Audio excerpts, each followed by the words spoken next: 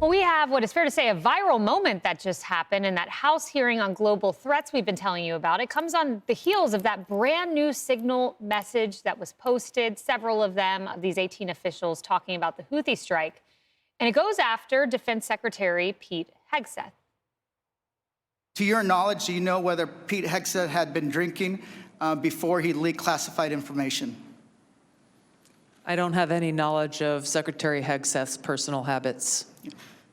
Director Ratcliffe, same question.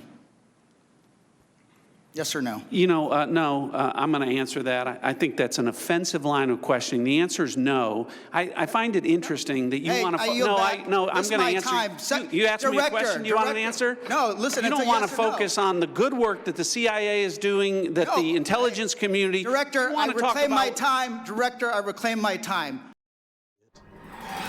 I mean, Emily, this was quite an exchange just to make something up out of thin air, no evidence to prove it. He clearly doesn't have any, and then assert that someone might have been drinking, as if Ratcliffe and Tulsi were had spy cameras everywhere. Yeah, look, I think there's been a theme today that, as we've talked about, decorum and the frankly embarrassing behavior exhibited by some sitting Congress people, and that right there is another example. I find it offensive, too. I'm so glad that Director Ratcliffe went to bat for him. Unfortunately, I wish that his time hadn't been reclaimed so that he could have finished his answer.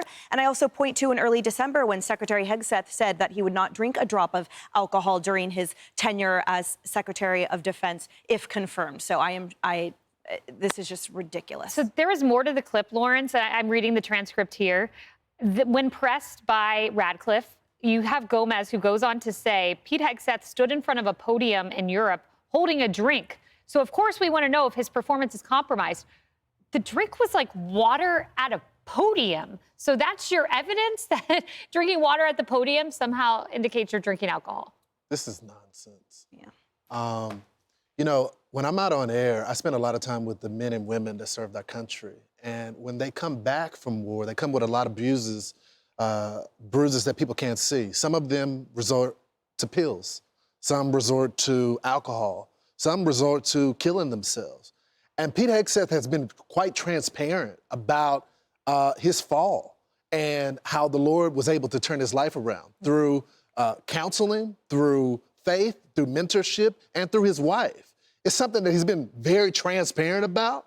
And I think for them to weaponize a story from a hero now that he's decided to abstain from alcohol and turn his life around, I think it's disgraceful. I don't think a member of Congress should be conducting themselves this way. I'm offended because he's the Secretary of Defense, but I'm also because he's a brother of mine and a friend, and I've seen his transformation. As a matter of fact, I was actually interviewing the Secretary at the border a few months ago, and I had forgotten all about it, and once the camera stopped rolling, he goes, "We got to catch up," and I go, "Dude, I would love to buy you a drink," and immediately he corrected me. He's like, "Bro, I'm done with it." And so I just think it's disgusting for members of Congress to conduct themselves this way. Well, sobriety is sacred. Yeah, it is. All right? And there are a lot of people, Americans, people in our own families, dealing with that.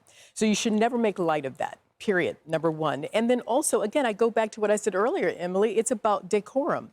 And then also, I mean, just attacking it for no reason. And back to messaging, the Democrats struggle with messaging. And here we go again, another distraction from what was a winning argument for them. Yeah, and that's where my head was at. Jerry, this is admittedly a mistake. The Trump administration has admitted that. And you take it a step further to level some unfounded accusation, no proof, just completely destroyed by Lawrence Jones over here. Why do you even take it there? It's really gross. They're desperate. This is desperation on the part of the Democrats, right? They can get no currency, no traction with the American public. They're throwing anything against the wall that they can. And unfortunately, a lot of this stuff just, it just makes the back of your neck itch, right? I mean, because, they're trying anything they can do. And I would say it's sad, but it's actually harmful.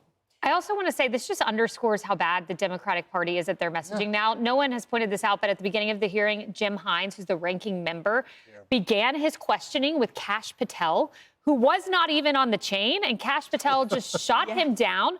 But the appalling part is he goes 5 minutes it doesn't even redirect his questioning to Ratcliffe. It was unclear whether Hines even knew who the key players of the story were. He got destroyed by cash like Will Cain did to him yesterday at 4 o'clock. Not prepared. Not ready for prime time. Hines, the ranking member. All right, more outnumbered in a moment. I'm Steve Doocy. I'm Brian Kilmeade. And I'm Ainsley Earhart. And click here to subscribe to the Fox News YouTube page to catch our hottest interviews and most compelling analysis.